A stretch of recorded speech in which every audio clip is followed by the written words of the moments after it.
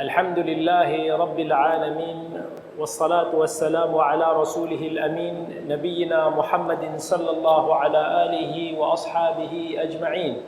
Rabbi shrah li sadri wa yassir li amri wahlul 'uqdatam min lisani yafqahu qawli, amma ba'd. Alhamdulillah, kita bersyukur kepada Allah Azza wa Jal yang telah menghimpunkan kita di dalam satu majlis yang mulia ini, yang mana kita doakan semoga Allah Azza wa Jal berkati majlis kita pada tengah hari ini. Dan insya-Allah mungkin kita tak akan lama lah dalam perkongsian kali ini, tapi saya difahamkan semua sekarang ni sedang exam kan, sedang dalam proses nak ambil periksa. Dan pertama sekali, bila mana kita menuntut ilmu, sekarang ni semua bertuah, so ada di satu tempat yang mana kita boleh belajar ilmu agama, ilmu Islam. Dan ramai lagi insan-insan di luar sana yang tidak bertuah, yang mana tidak berpeluang untuk even nak belajar mengaji pun. Tetapi Allah kurniakan kepada kita pada pagi ini, pada tengah hari, untuk kita sama-sama datang untuk nak berkongsi dalam satu majlis ilmu, apatah lagi belajar di satu pusat pengajian yang penuh barakah ini, insya-Allah. Nabi SAW bersabda dalam sebuah hadis yang diriwayatkan Bukhari dan Muslim daripada hadis Muawiyah radhiyallahu anhu, "May yuridillahu bihi khairan yufaqihu fid din." Siapa yang Allah kehendaki pada dirinya kebaikan, maka Allah akan faqihkan, Allah akan perdalamkan kefahamannya terhadap agamanya.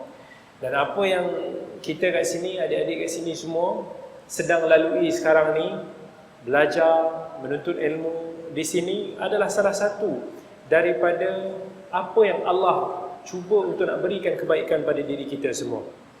Dan Allah Azza wa Jal sebut lagi dalam Al-Quran, "Yarfa'illahu alladhina amanu minkum walladhina utul ilma darajat."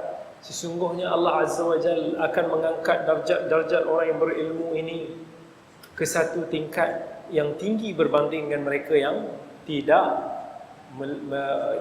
berilmu ataupun tidak belajar menuntut ilmu. Tetapi kita dalam menuntut ilmu ni ada hak dia. Ada dia punya adab dia yang perlu kita sama-sama untuk nak lunaskan. Dan bila kita belajar, pertama sekali yang wajib semua para pelajar yang ada, mesti kita kena tanam dalam niat dalam diri kita supaya kita ikhlas kepada Allah Azza wa Jalla. Iaitu kita belajar ni semua untuk nak dapatkan apa yang ada di sisi Allah. Bukan untuk diri kita, bukan untuk kita nak dapat markah yang baik semata-mata, bukan untuk kita nak mendapatkan habuan dunia, bukannya untuk nak kita belajar untuk saman orang yang lain, tetapi kita belajar demi nak mengharapkan apa yang ada di sisi Allah, dan begitu juga untuk nak menghilangkan kejahilan diri kita. Dan ini adalah masa untuk nak kita belajar. Talibul ilm, orang yang menuntut ilmu, seharusnya perlu kena ada ciri-ciri menuntut ilmu. Tak boleh kita menuntut ilmu, kita belajar, tapi hakikatnya kita bermain. Maka itu tak dinamakan sebagai penuntut ilmu. Penuntut ilmu ni mesti orang yang seakan-akan dia berjihad. Orang yang berjihad ni macam mana? Dia akan hidup dalam keadaan yang mungkin tak tenang, kerana fikirkan masa depan dia. Adakah dia boleh hidup lagi? Mungkin dia akan terbunuh esoknya. Mungkin dia akan gugur. Adakah dia akan menang ataupun dia akan kalah? Talibul ilm adalah orang yang hakikatnya seakan-akan berjuang di jalan Allah Azza wa Jalla. So itu Allah Azza wa Jalla sebut dalam surah At-Taubah, "Wa ma kana al-mu'minuna liyanfiru kaffah falawla nafara min kulli firqatin minhum ta'ifatun liyatafaqahu fid din wa liyunziru qaumahum idza raja'u ilaihim la'allahum yahdharun." Allah bagi tahu dekat para sahabat, jangan semuanya pergi keluar berjuang di medan perang, tetapi biarlah ada sekelompok daripada kalian yang mana kalian ini duduk untuk nak belajar agama Allah. Semoga kelompok ini akan boleh bagi peringatan, ajarkan agama Allah ini kepada kaum-kaum dia ataupun masyarakat di kampungnya. Dan Allah turunkan ayat ini dalam surah At-Taubah yang membicarakan tentang banyak ayat-ayat tentang jihad. Kalau kita tengok ayat sebelum ini, Ayat sebelum kepada ayat ini menceritakan tentang jihad. Ayat selepas daripada ayat ini menceritakan tentang jihad fi sabilillah. Maka kita boleh faham bahawa menuntut ilmu ini juga adalah sebahagian daripada jihad, dan kesukaran dia juga adalah sebahagian daripada jihad. Jihad ini susahnya dari sudut apa yang pertama? Dari sudut emosi. Orang yang nak pergi berjihad ni bukan mudah. Dia nak meninggalkan keluarga, dia nak meninggalkan harta benda dia nak meninggalkan segala kesenangan yang dia ada di dunia untuk nak menegakkan kalimah Allah, nak berjuang di medan peperangan. Begitu juga dengan penuntut ilmu, yang mana kita semua datang tinggalkan keluarga kita, yang mana kita semua datang hidup dalam keadaan yang mungkin lebih susah daripada kita di rumah, dan kita nak menuntut ilmu ni pasti banyak ada cabaran dia. Sama ada kita gugur ataupun kita survive. Sama ada kita gagal sebagai seorang penuntut ilmu, ataupun insya-Allah kita akan selamat mengharungi satu perjalanan yang ada. Dan ini masa dia. Kita start belajar, dan setiap orang ini Allah ciptakan dia dalam keadaan yang tidak mengerti apa-apa. Yang mana Allah Azza wa Jalla sebut di dalam Al-Quran, wallahu akhrajakum min butuni ummahatikum la ta'lamuna syai'a. Sesungguhnya Allah keluarkan kita daripada perut-perut ibu kita ni dalam keadaan yang kita tidak mengerti apa pun, dalam keadaan yang kita masih jahil. Tetapi kita belajar sikit-sikit, kita merangkak, kita belajar daripada merangkak, daripada berjalan, kemudian kita berlari. Maka itu adalah hakikat hidup, yang mana kita akan sentiasa belajar dan belajar. Dan gunakanlah masa ini. Saya pesan sangat, gunakan masa yang ada ini untuk nak kita belajar betul-betul. Yang saya kalau boleh dah ada peluang untuk nak balik ke masa yang lampau, kita rasa macam kita nak hidup balik belajar, kita nak terus belajar macam dulu, tetapi masa tak akan berulang lagi. Kalaulah daripada sekarang kita tidak belajar betul-betul, maka kita keluar nanti, bila mana kita sudah grad nanti, kita akan menyesal. Sebab masa itu kita sudah sibuk, kita dah ada banyak komitmen, kita dah ada keluarga, kita dah ada kerjaya yang membuatkan kita tidak sempat, mungkin tak mampu lagi untuk nak belajar sebagaimana masa yang kita ada pada hari ini. Tetapi bayangkan, sekarang ni ramai pelajar-pelajar sini tengah dalam musim exam kan. So tengok macam mana suasana kita ketika musim exam. Masa musim exam ni mungkin masjid penuh. Orang duk murajaah, orang duk mengulang. Ada yang berjalan pegang buku, makan pun mungkin sambil murajaah baca buku. Main pun kurang, bersembang pun kurang. Kita tengok kawan-kawan kita masa ni rajin. Tapi selepas exam macam mana? Sebelum daripada exam sebelum ni macam mana? Kita main, kita tidur, kita tak belajar bersungguh-sungguh. Bayangkan kalau hari-hari kita sepanjang kita berada, katakan 4 tahun di sini, dengan kita belajar macam mana esoknya ada exam. Hari-hari kita pegang buku, kita berjalan dengan buku. Bayangkan macam mana kita akan jadi selepas daripada 4 tahun. Tapi kita ni talibul ikhtibar. Kita adalah penuntut exam sahaja. Bila mana nak exam, masa tu kita murajaah. Bila kita nak periksa, masa tu baru kita nak mudzakarah, baru kita nak study, baru kita nak hafal. Lepas exam, semua maklumat-maklumat tu terbang. Tak ada. Maka kita hakikatnya bukan talibul ilm. Talibul ilm adalah mereka yang akan sentiasa selalu bersama dengan ilmu. Macam mana yang dibuat oleh Al-Imam An-Nawawi rahimahullah. Al-Imam An-Nawawi rahimahullah, walaupun dia belajar setelah dia pergi ke Dimashq, dia belajar 6 tahun. Tetapi tengok macam mana cara Al-Imam An-Nawawi rahimahullah belajar berbanding dengan kita. Al-Imam An-Nawawi, dia cerita setiap hari dia akan belajar 12 subjek. 12 subjek. Kita hari ni sehari berapa subjek ada? 5 atau kurang? 5, 7. Ada yang 7. Katakan satu subjek 1 jam.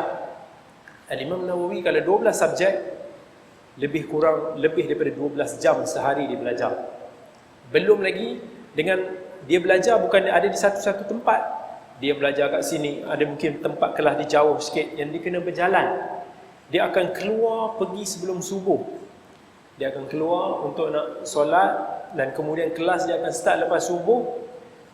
Habis satu-satu kelas, nak pergi ke kelas-kelas yang lain, dia akan baca, dia akan pegang buku, dia akan mengulang, dia akan membaca, dia akan apa sahaja yang dia boleh buat, dia akan gunakan masa dia untuk ilmu. Bila dia habis tu, dah malam, Isyak baru habis kelas-kelas dia. Dia balik ke rumah, dia tak enjoy lagi, dia tak tidur. Dia balik ke rumah, dia minum, dia makan minum sekali sehari je. Kita hari ni 5 kali sehari kita makan. Dia sekali sehari dia makan. Dan bila dia lepas dia makan tu, dia akan sambung, dia duduk, dia akan belajar, dia akan menulis, dia akan ulang kaji lagi apa yang dia belajar siang hari tadi, sampai dia tertidur. Dia tertidur atas meja. Dan bila mana dia tertidur atas meja, kita tidur atas meja, kita tak akan mampu tidur lama. Dia terbangun, disebut inna lillahi wa inna ilaihi raji'un. Aku dah tertidur, aku dah tertidur lama dah. Dia bangun, mungkin dia tidur dalam 2-3 jam. Dia bangun, dia solat, dia witir, berdoa pada Allah, dia mengaji sampai subuh, dan dia mulakan balik rutin dia hari-hari macam tu. 6 tahun lamanya. Dan dia pernah sebut 2 tahun aku tak pernah baring. Tidur baring dia tak pernah tidur. Dia tak pernah baring 2 tahun. Dia tidur atas meja je. Belakang dia tak pernah rasa tanah 2 tahun. Sebab kesungguhan dia belajar. Tapi tengok macam mana Allah berkati Al-Imam An-Nawawi rahimahullah, keikhlasan dia dalam menuntut ilmu. Kita tengok hari ni kitab-kitab Al-Imam An-Nawawi yang kita baca, yang kita study hari ni. Mungkin ramai pelajar-pelajar USAS yang hafal Arba'in Nawawi. Ini yang ditulis oleh Al-Imam An-Nawawi rahimahullah. Kalau nak diikutkan, ramai ulama yang tulis hadis-hadis pilihan macam mana Imam Nawawi buat. Tetapi kita hari ni, kalau hadis 40, kita hanya tahu kitab Imam Nawawi. Bila mana kita buka kitab hadis, kita tahu Imam Nawawi pun ada tulis dalam bidang hadis. Dia tulis dalam Riyadhus Salihin yang diajarkan di seluruh dunia. Dalam ulumul hadis, dia ada tulis kitab At-Taqrib wa Taysir li Ma'rifati Sunanil Bashir Nadhir, yang menjadi akhirnya muqarrar kepada banyak universiti-universiti di Timur Tengah. Setelah disyarahkan oleh Imam Suyuti rahimahullah dalam Tadribur Rawi. Orang yang belajar fiqh pasti akan merujuk kitab Al-Majmu' An-Nawawi. Orang yang belajar bahasa akan merujuk kepada Tahdhibul Asma' wal Lughat yang ditulis oleh Imam An-Nawawi. Allah bagi keberkatan kepada Imam An-Nawawi walaupun beliau hidup tidak lama, umurnya tidak mencecah 45 tahun. Tetapi keberkatan, kesungguhan yang Imam Nawawi tunjukkan masa dia menuntut ilmu, Allah bagi barakah dan hasil yang sangat banyak. Kita tengok macam mana lagi ulama dulu menuntut ilmu. Al-Imam Abu Hatim rahimahullah, dia nak belajar daripada satu tempat ke satu tempat 6 tahun. Dia kata 6 tahun aku belajar dan berjalan lebih daripada 6,000 kilometer. 6,000 kilometer jalan kaki. Kita hari ni ada motor, ada kereta, dekat je tempat pun susah kita nak pergi kelas lah. Rasa macam malas. Tapi Imam Abu Hatim bagi tahu 1,000 kilo dia berjalan selama 6 tahun tu untuk nak menuntut ilmu. Para ulama dulu macam mana mereka belajar, dahsyat. Kadang-kadang kerana satu hadis sahaja mereka sanggup bermusafir beribu kilometer jauhnya demi nak belajar satu-satu hadis. Tetapi hari ini kita dah hidup dalam kesenangan, menyebabkan kita malas, menyebabkan kita rasa semangat kita tu semakin kurang, dan kita tak lagi mencapai, kita kata, tahap ilmu sebagaimana yang para ulama dulu capai, kerana usaha yang kita tunjukkan pada hari ini berbeza dengan para ulama dulu. Kalau saya tanya semua adik-adik yang ada di sini, siapa yang tak pernah lewat ke kelas? Ada tak yang tak pernah lewat ke kelas? Yang dia sentiasa datang sebelum daripada guru dia ataupun lecturer dia? Ada tak? Tak pernah lewat.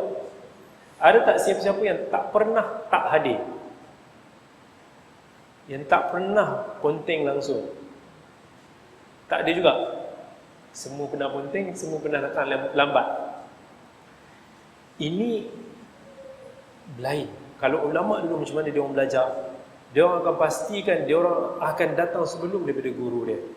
Kita tengok Abul Fadl Al-Mutawakkil, macam mana dulu masa mana dia datang, dia kata 30 tahun, hampir 30 tahun, bukan 3 tahun, hampir 30 tahun, 20 tahun lebih.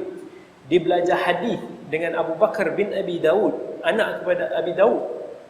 Hampir 30 tahun dia belajar, dia kata aku tak sempat nak makan harisah.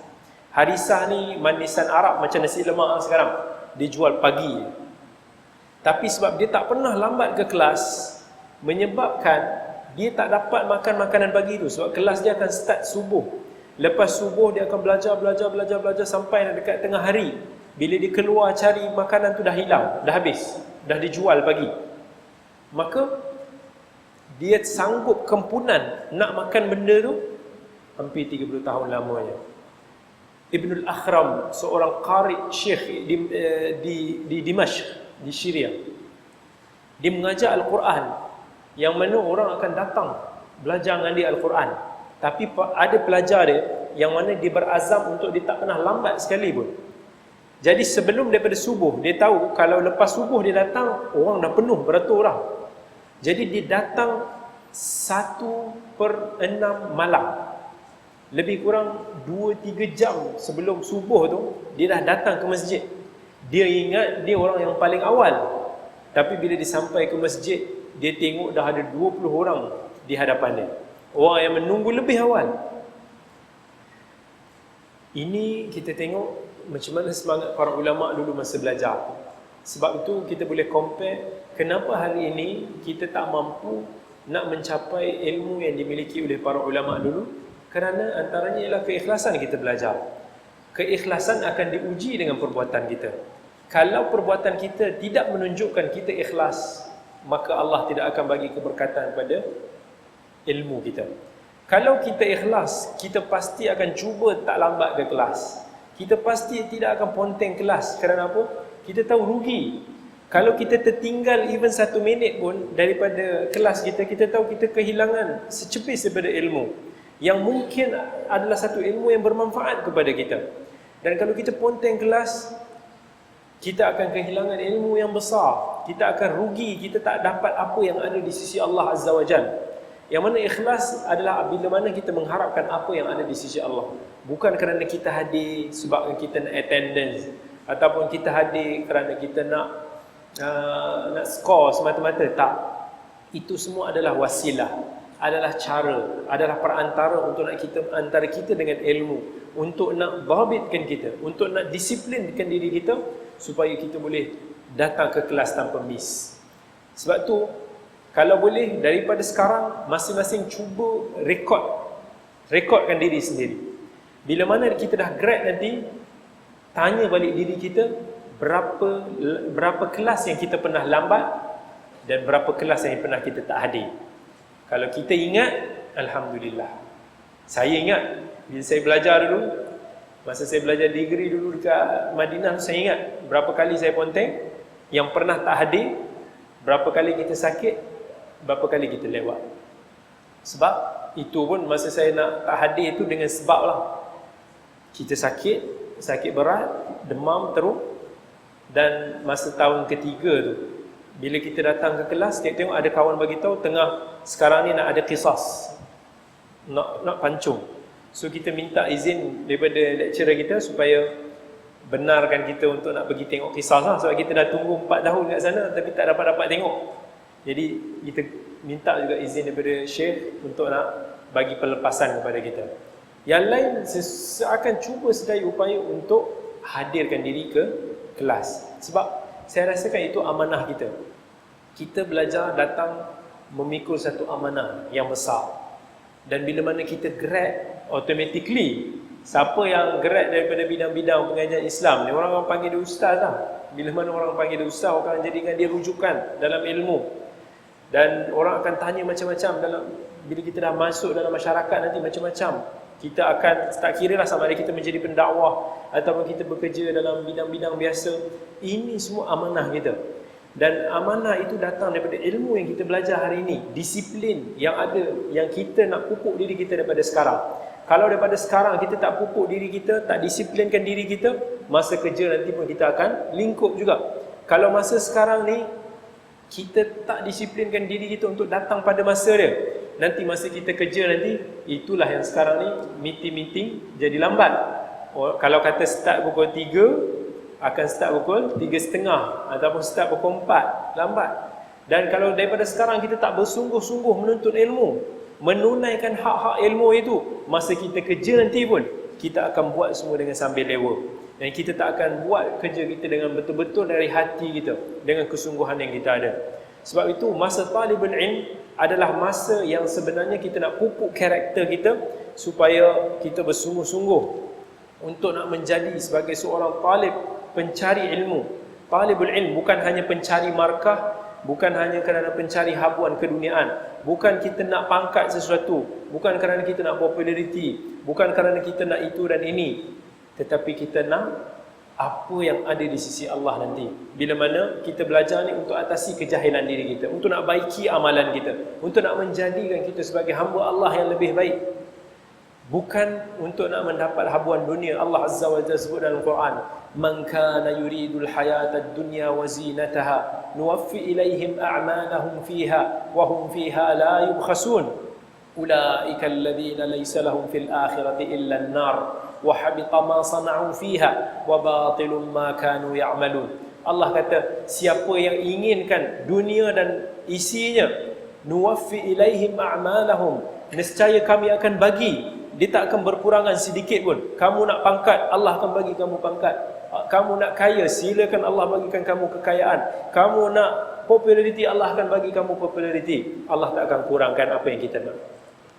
Tetapi ulaikal ladzina laysa lahum fil akhirati illa an-nar. Di akhirat nanti kita hanya akan mendapat api neraka, wal iyadu billah. Wa habita ma sana'u fiha, dan amalan kita semuanya akan hapus. Wa batilum ma kanu ya'malun, dan akan terhapus, terbatallah segala apa yang kita lakukan semasa di dunia. Ini adalah balasan bagi orang-orang yang tidak ikhlas dalam kita menuntut ilmu. Dan cubalah, sekarang ni semua ada dalam mood exam. Cubalah pada hari-hari lain, selepas daripada kita exam ni sekalipun, jadikan hari-hari kita ni macam exam. Kalau hari kita hari ni kita duk ulang kaji setiap masa, sehari kita peruntukkan malam ada berapa jam untuk kita nak murajaah selepas daripada exam, benda yang sama kita kena buat. Jangan campak nota-nota kita tu. Jangan kita buang, kita ketepikan apa yang kita dah belajar walaupun selepas exam. Ramai daripada kita lepas exam, okey dah, simpan nota dalam kotak dah. Dah boleh asingkan dah, letak kat tepi ke, letak dalam plastik ke, dah simpan. Jangan. Kalau kita buat macam tu, itu maksudnya kita hanya belajar untuk exam. Sebab bila kita dah habis, kita rasa dah tak ada exam, tak diperlukan lagi, kita ketepikan. Kita dengan ilmu, kita kena kahwin. Maksudnya kita kena dampingkan diri kita selalu dengan ilmu. Bukannya macam orang yang belum kahwin, dia nak pakai, dia nak dating, dia tak nak, dia campak tepi.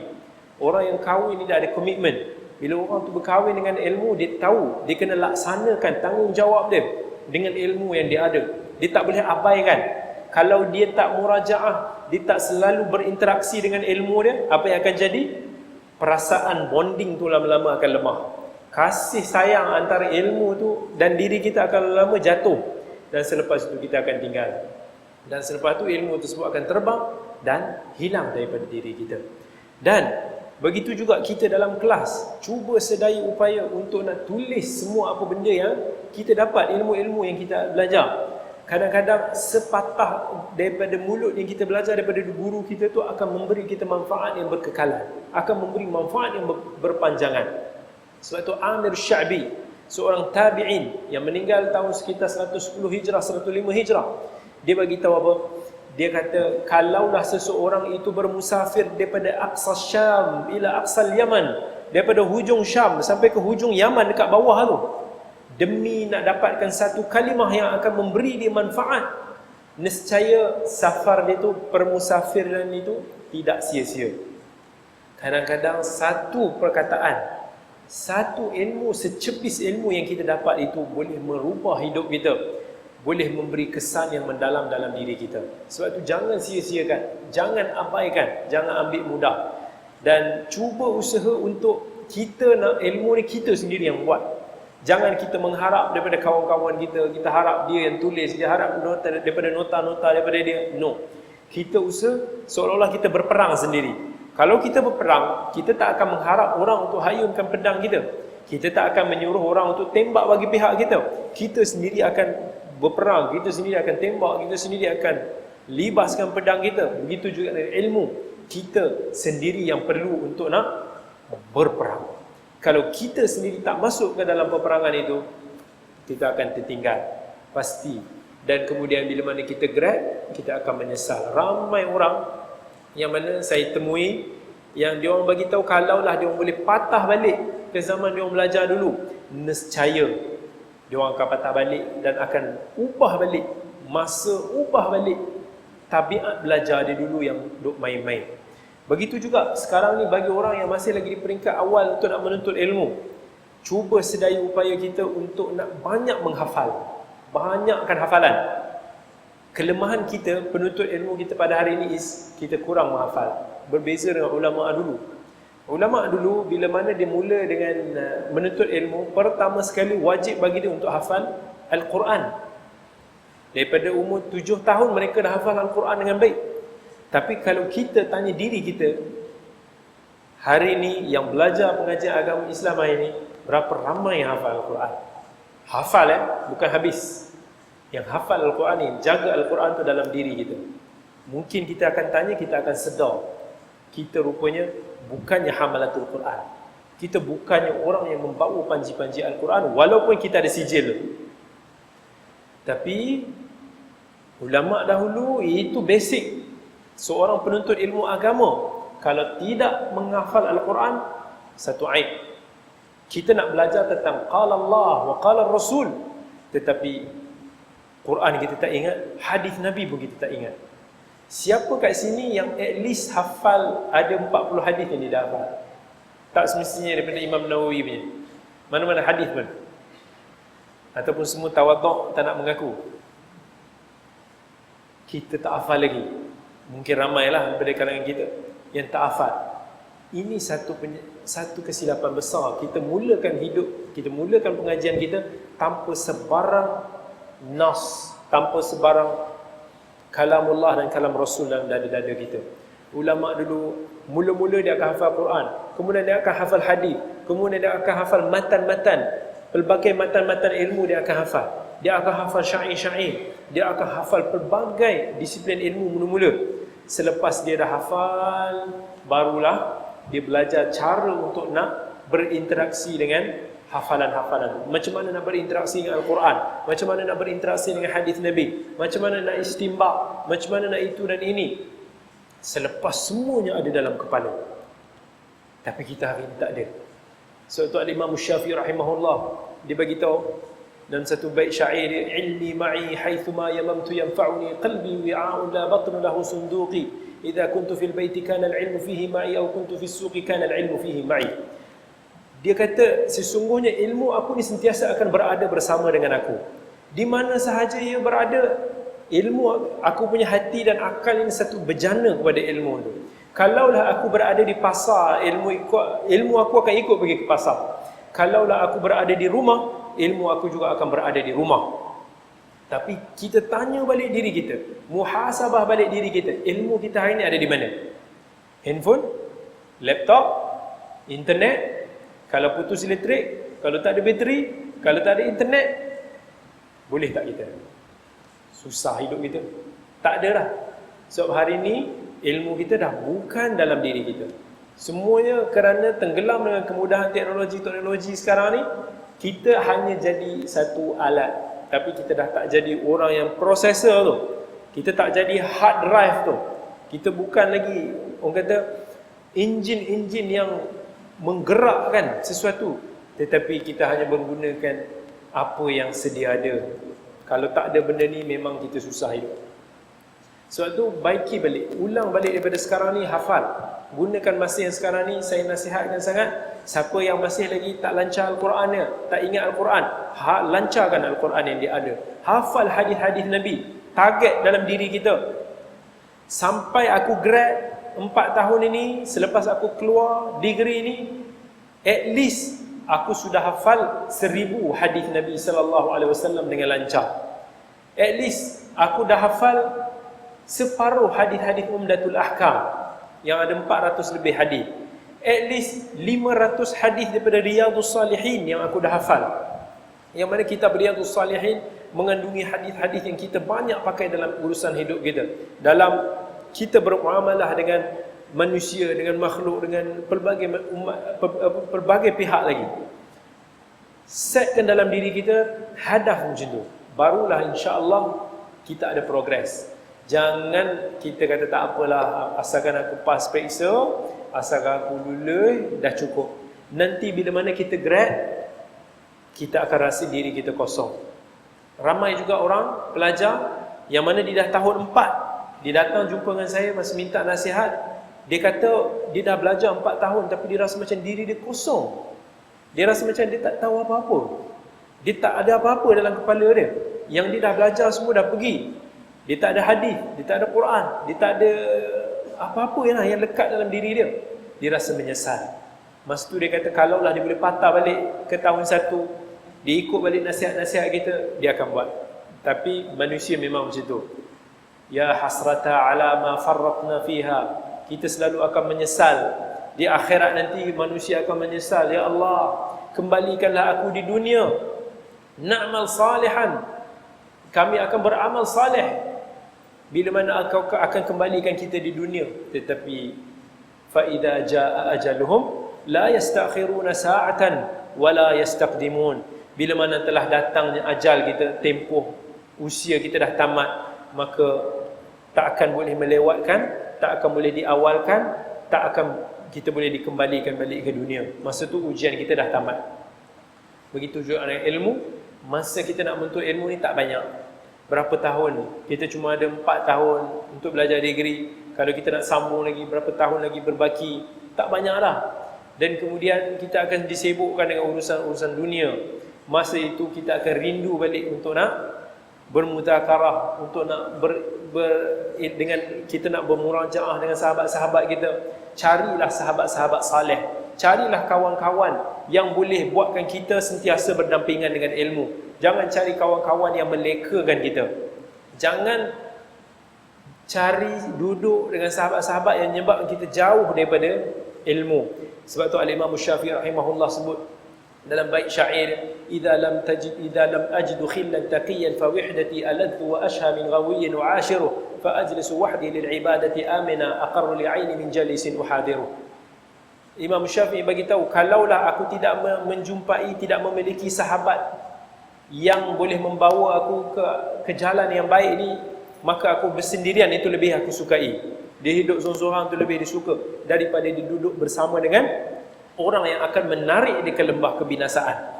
Tetapi kita banyak bersama dengan kawan-kawan yang melekakan kita. Bila kita bersama dengan kawan kita, kita tak bersembang tentang ilmu. Kita tak sembang tentang perkara yang mendekatkan kita dengan ilmu ataupun Allah Azza wa Jal. Kita lebih kepada untuk nak berbicara soal-soal dunia. Semalam MU menang ke kalah? Liverpool ke kalah? Boleh kita debate dengan dia, mana lagi bagus, MU ke Liverpool? Chelsea ke? Kita tak berbincang dengan ilmu. Kita menyebabkan akhirnya kita jauh daripada ilmu. Para ulama dulu yang menguatkan mereka belajar, mereka sentiasa ada sahabat-sahabat yang bersama. Macam kita partner di gym lah. Kalau kita nak bersukan, kita seorang-seorang buat bersukan, kita boring. Cuma main bola seorang-seorang, tak ke boring? Kita main, kita golkan sendiri, kita bawa, buat-buat macam orang rebut daripada kita bosan. Kita pergi, orang yang pergi ke gym misalnya, dia boring kalau dia bersukan seorang-seorang. Tapi hidup ni Allah selalu minta kita, Allah jadikan kita ni, kita punya kecenderungan itu mau berteman. Sebab itu carilah teman yang mampu nak membantu kita dekat dengan ilmu. Kita tengok ulama dulu, Al-Imam Ahmad bin Hanbal, dia selalu bersahabat dengan Yahya bin Ma'in, seorang ulama besar dalam bidang hadis. Kita tengok Abu Hatim selalu bersama dengan Abu Zur'ah Ar-Razi, sahabat dia yang bersama dalam kira kata menuntut ilmu. Ramai lagi para ulama, Abdul Ghani Al-Maqdisi selalu bersama dengan Ibnu Qudamah Al-Hambali, yang mana sahabat yang saleh akan mampu untuk nak bawa kita lebih bersama dengan ilmu. Selalu kita bermudzakarah dengan dia, selalu kita cari semangat dengan dia. Kalau tak, memang kita akan hanyut dan kita akan leka. Jadi itu sebahagian daripada apa yang mungkin saya boleh kongsi dan bersama pada tengah hari ini. Dan Kalaulah ada sesiapa yang nak bertanya ataupun kongsi, falyatafaddal mashkura. Saya expect tak ada soalan. Kebiasaannya mesti kita segan nak bertanya kan. Ataupun ada sesiapa nak kongsi pandangan. Ahlan.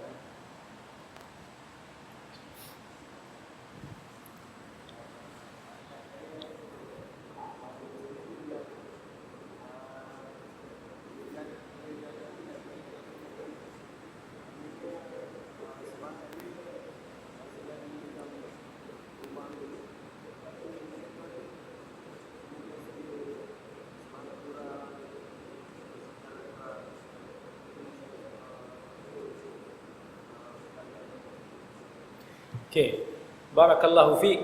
Soalan yang ditanya ialah bagi pelajar yang selalu jatuh dan naik, kadang-kadang perform, kadang tak perform, semangat pun naik, kadang semangat yang turun. Macam mana kita nak atasi benda ni? Kita kena faham, bila tadi kita sebut ilmu ini adalah satu jihad, jihad ni sangat memainkan kita punya emosi. Kita akan rasa penuh kesusahan hidup ni. Cabaran ilmu tu sendiri tinggi. Tetapi kita sebagai talibul ilm, antara cabaran besar yang perlu kita fight ialah emosi diri kita, perasaan diri kita sendiri. Dan kita akan sentiasa diuji oleh Allah. Ujian itu akan datang dalam pelbagai sudut. Ada orang yang Allah uji dia dengan kesusahan hidup. Dia nak belajar tapi dia tak ada duit. Ada orang yang Allah bagi dia kesenangan hidup. Dia boleh belajar tapi dia tak nak belajar. Ada juga yang Allah bagi dia dengan kepandaian, tapi ujian dia sebab dia dah pandai jadi malas. Ada juga Allah bagi ujian kepada orang yang rajin, tetapi ujian dia tak berapa pandai. Tapi ini apa yang kita kata lumrah sebagai talibul ilm yang kita akan deal, dan kita akan, bila mana kita belajar ni akan ada sampai masanya untuk nak kita naik dan kita akan jatuh. Dunia ni ibarat roda, sekejap kita ada di atas, sekejap kita akan berada di bawah. Dan bila kita belajar pun sama. Ada masa kita akan bagus, dan ada masa yang mana kita akan jatuh. Sebab tu selalu pohon pada Allah. Doalah pada Allah Azza wa Jal supaya sabatkan kita. So bagi kita ketetapan dalam kita menuntut ilmu, bagi kita kekuatan. Dan pada masa yang sama, kita kena selalu untuk nak cari motivasi dan inspirasi bagi diri kita untuk nak selalu kuat. Kalau saya pun, masa kita belajar dulu di luar negara, lagilah berjauhan dengan keluarga, macam-macam masalah yang ada di luar, masalah kewangan, itu dan ini. Jadi untuk nak kuatkan diri saya, itulah saya akan baca siar ataupun kita kata sejarah para ulama dulu dalam menuntut ilmu. Saya suka baca kitab seperti Siyar A'lam An-Nubala yang ditulis oleh Imam Az-Zahabi rahimahullah, yang menceritakan tentang sejarah para ulama dulu. Dari situ kita akan tengok balik macam mana para ulama dulu diuji dengan pelbagai kesusahan hidup. Naik turun semua ada. Tetapi akhirnya masa lepas kita baca tu, barulah kita akan nampak hakikatnya kita ni terlampau jauh dan kita perlulah kena cari that spirit. Dan saya suka akan baca kisah-kisah para ulama ni, barulah dia akan memotivasikan diri kita dan kita akan lebih kuat. Dan pada masa yang sama, kita kena belajar untuk nak atur kita punya masa. Masa kita tengah down, jangan kita push diri kita sangat. Cari apa-apa yang boleh menenangkan diri kita. Dan macam berehat seketika, murajaah slow, jangan terlalu pack sangat. Kemudian ada masa kita naik, masa kita semangat, kita gunakan masa-masa yang mana kita kuat. Sama juga macam kita nak menghafal. Jangan kita hafal masa kita tengah penat. Kalau kita hafal masa kita penat, susah kita nak ingat. Sebab tu saya nasihatkan bagi siapa yang nak hafal waktu pagi, hafal sebelum subuh. Sebab sebelum subuh masa kita cergas, masa kita fresh. Itu hafalan baru yang kita boleh dapat pagi. Lepas isyak, lepas asar, memang masa kita tengah panas kepala kita. Hafal, masa ini tak berapa efektif lah untuk bagi saya. Jadi masing-masing sumber kekuatan masing-masing, tahu kelemahan diri masing-masing, aturkan benda ni. Belajar masa kita kuat dan masa kita lemah, gunakan masa tu untuk nak murajaah, masa nak menenangkan diri, masa untuk nak cari apa-apa yang boleh bagi kita kekuatan balik. Wallahu a'lam. Ada lagi?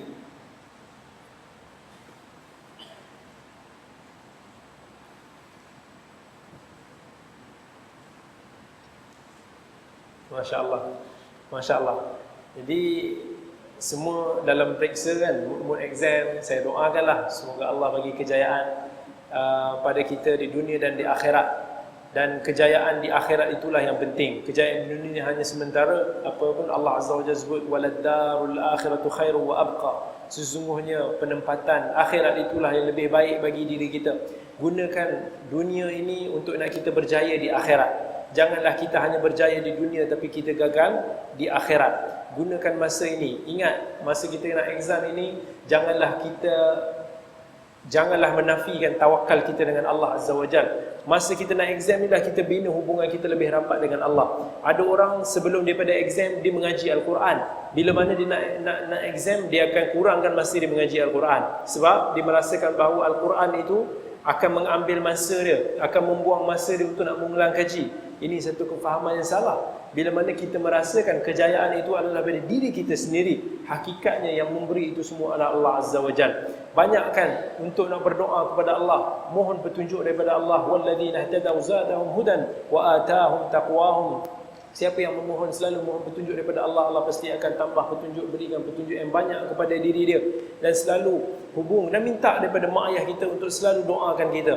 Dan pada masa yang sama kita juga banyakkan berdoa dan kita juga berusaha. InsyaAllah Allah akan bagi kita kejayaan di dunia dan di akhirat. Jangan kita semata-mata ukurkan kejayaan kita hanya dengan skor kita dalam markah semata-mata. Ada barangkali Allah tarik sikit nikmat tu. Masa dia belajar, dia punya skor dia tak berapa perform.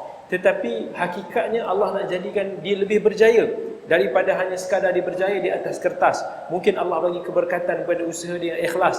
Dia walaupun rizak dia sederhana, tetapi Allah bagi dia kejayaan selepas daripada dia belajar satu hari nanti. Allah bagi dia barakah pada amal saleh yang dibuat. Mungkin dia berdakwah, lebih ramai orang akan mendapat hidayah di tangannya. Maka kita minta daripada Allah untuk nak bagi kejayaan dunia dan akhirat ini. Ini adalah kita kata kemuncak lah. Kita kata hidup kita ialah kita nak memburu kejayaan di akhirat. Apa guna kita berjaya di dunia tetapi di akhirat nanti kita akan terbakar, amalan kita akan sia-sia. Itu adalah kerugian yang paling besar sekali.